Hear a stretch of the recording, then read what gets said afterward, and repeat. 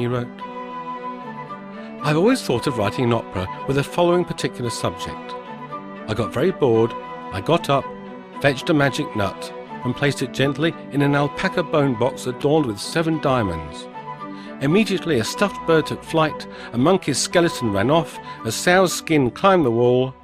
Then night came to cover the objects and destroy all shapes."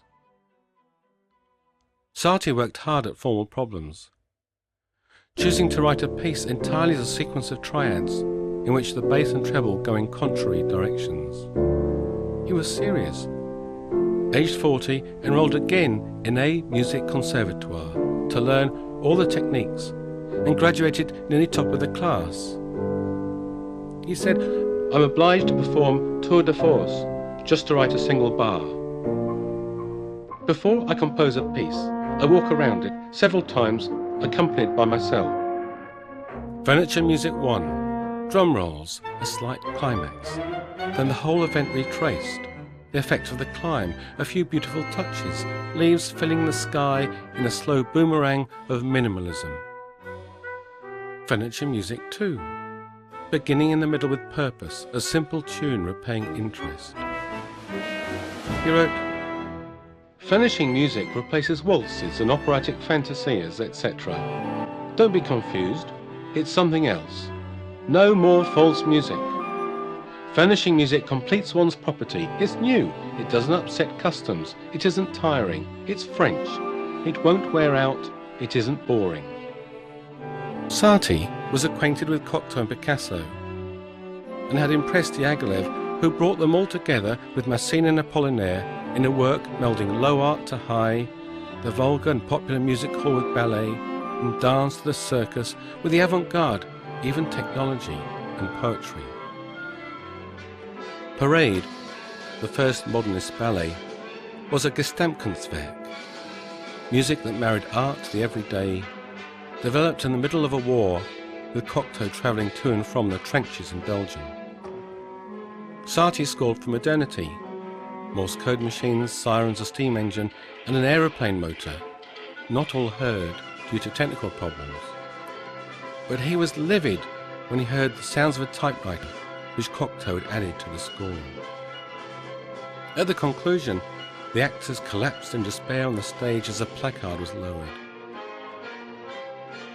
Satie spent a week in prison for libelling a critic as not only an arsehole, but an arsehole without music. The scandal enhanced his reputation, and Satie influenced a new generation of composers, les six. He worked with Picabia and René Clair on L'Entracte, a film shown between acts of the ballet Relâche.